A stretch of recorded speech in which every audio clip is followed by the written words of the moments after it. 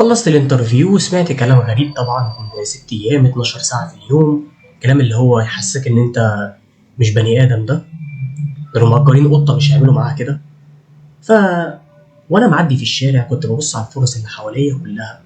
كنت يعني بشاور نفسي، طب ليه ما اجربش مكان تاني؟ ليه ما اجربش اعرض خدماتي في مكان؟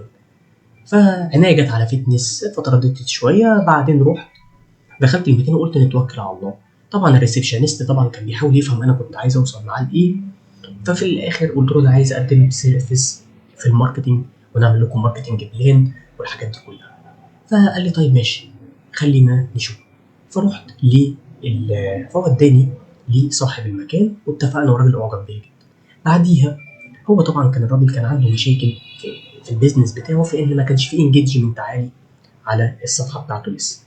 فبالتالي ابتديت اني انا اشتغل على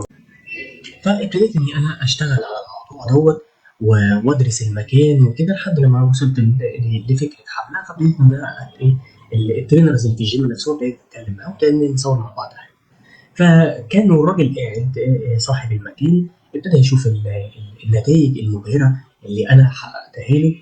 فالحمد لله كانت الدنيا تمام، واحنا الاثنين كنا مبسوطين بالنتيجه. الراجل قال لي مبهر، احنا عايزين نشتغل مع بعض تاني.